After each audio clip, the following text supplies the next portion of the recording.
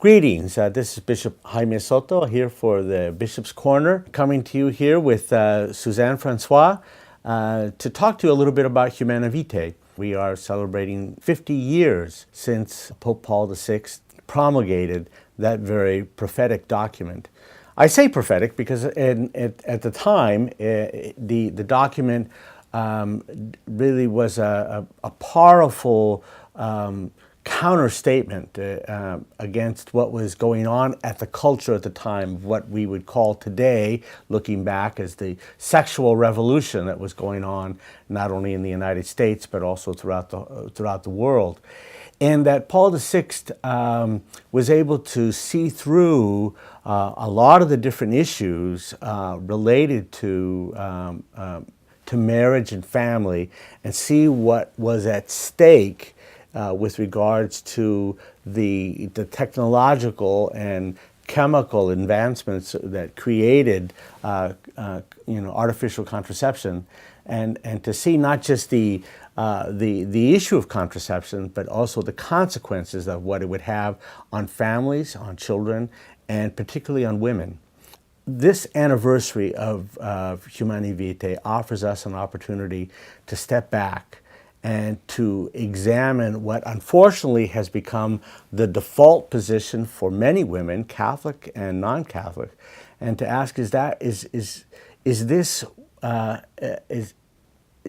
really leading us to a better appreciation of who we are as men and women, and how can we rediscover that God-given dignity that our Creator has intended for each one of us?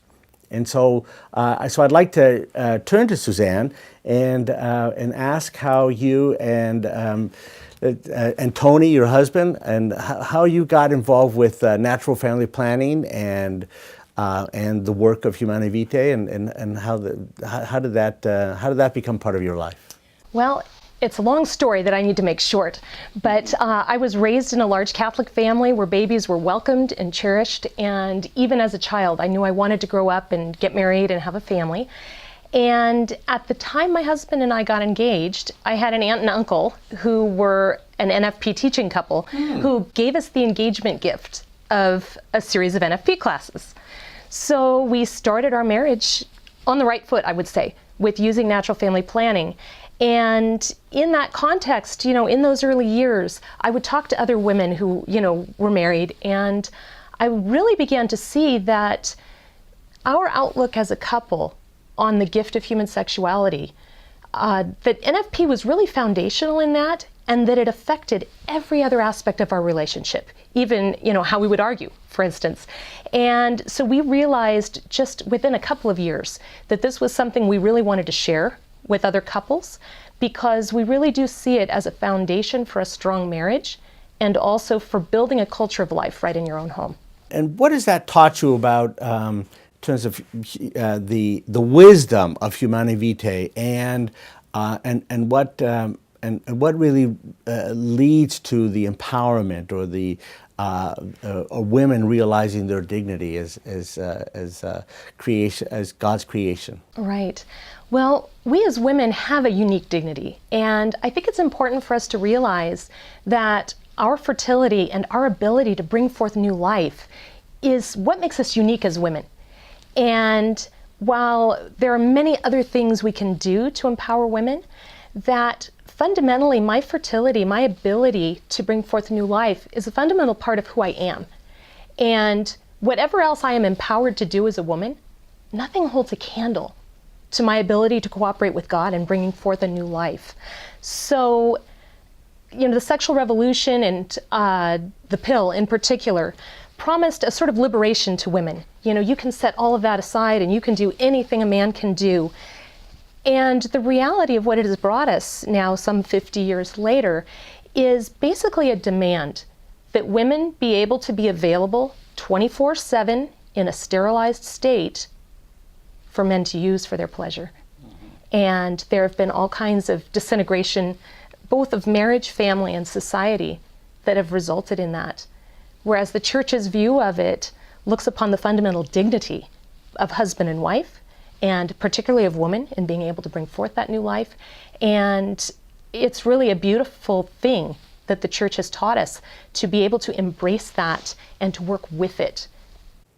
You know, we hear a lot about, particularly here in California, which in some ways will pride itself on and how it respects women, and yet this is really the ground zero for the Me Too movement. Yes. You know, both in terms of Silicon Valley, the state capital, or Hollywood. That's all here in California, and these very important centers of power that will say one thing about women, but then continue to denigrate them and to use them, and for their own either political or economic or just some personal gain, and. But going back again to the beauty of Humanae Vitae is that what's created I think, besides speaking about the moral dangers of artificial contraception, is also the opportunity to, as you've pointed out, how to explore human sexuality that both men and women share, that complement one another, and how that creates the opportunity for further dialogue. A dialogue that oftentimes is stymied by the use of contraception. Taking out the chemical use of contraception creates the opportunity for a more human and more respectful dialogue between men and women in marriage, and also in other aspects of life as well. Absolutely. Yes, and I would say, even on just the level of the chemicals, those are not harmless chemicals that women put into their bodies. And it means so much to me that my husband doesn't want me to pollute my body with these unnecessary hormones and chemicals. And that we respect each other more as human beings because of seeing fertility as a gift from God, from seeing sex as a gift that God gives to married people, and for us individually to see that as a gift of self to the other, and not to be approaching it as, what can I get out of this? And then that becomes foundational in the way we live our family life as well. If you want to learn more, please go to the diocesan website, and thank you for listening.